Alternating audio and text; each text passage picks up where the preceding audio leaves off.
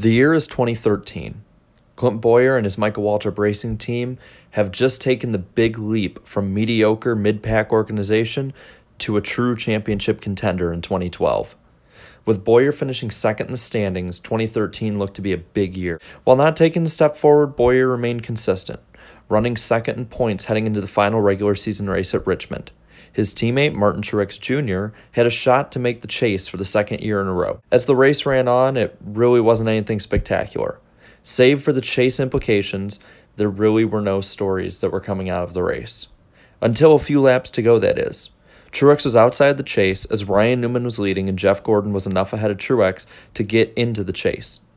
Then, just in the nick of time, this happened. Right here, there's Bowyer. Looks like he did get a tap. Yeah, I'm not sure. It was close, but they're pitting.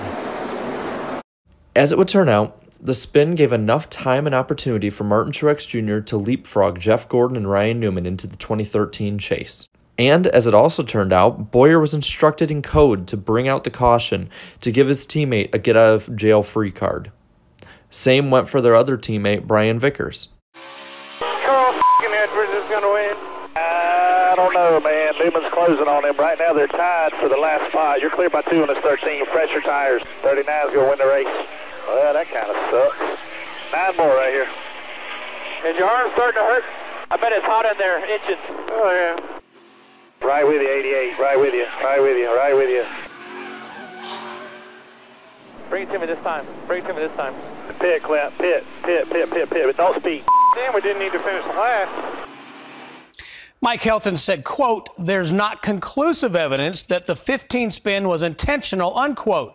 More egregious, or perhaps the so-called smoking gun, was a conversation that took place late in that race between Ty Norris and driver Brian Vickers.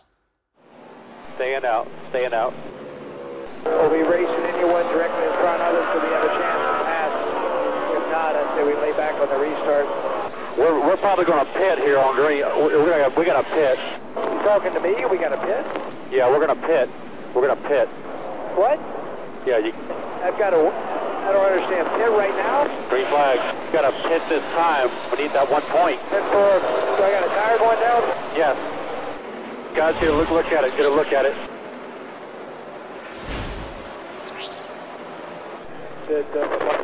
I'll see you after the race, Brian. Oh, you kiss. The controversy shook the NASCAR world, but the response NASCAR gave MWR only exacerbated the situation.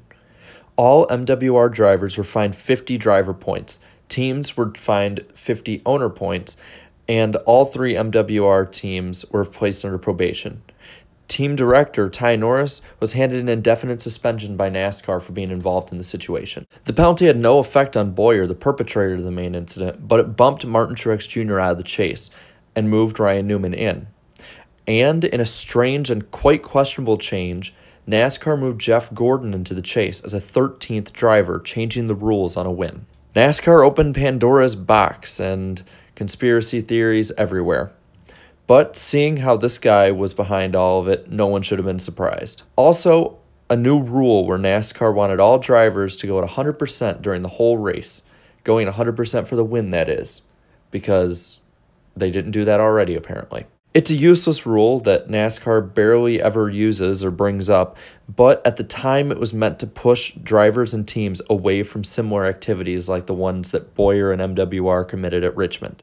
The overall effect of the rule change and the chase change was another hit to NASCAR's credibility in the long run. But that's not to say that there weren't huge changes due to Spingate in the long term. MWR already was trending downwards through 2013. In 2012, Clint Bowyer and his teammate Martin Truex Jr. either garnered wins and or were consistent enough to make the chase. For Bowyer, the wins went away, and for Truex, the consistency went away. MWR went from having 3 wins to 2 in 2013 before never winning a race again. Due to the controversy, MWR's longtime sponsor Napa Auto Parts quickly announced that they would part ways with the team. Napa ended up going with the young Chase Elliott. How'd that go in the long run? Chase Elliott's going to win at the Monster Mile. Due to not being able to attract sponsorship, Truex would be forced to part ways with Waltrip. Truex ended up signing for 2014 with Furniture Row Racing. The team really struggled in 2014, but became an elite team the following year with Truex. We'll have more on Furniture Row in a bit. Back at MWR, 2014 turned into a faster roll downhill. The team went from 3 full-time rides to 2, and neither driver made the rebranded 16-driver chase. Clint Bowyer finished 19th in points, while Brian Vickers floundered in 22nd.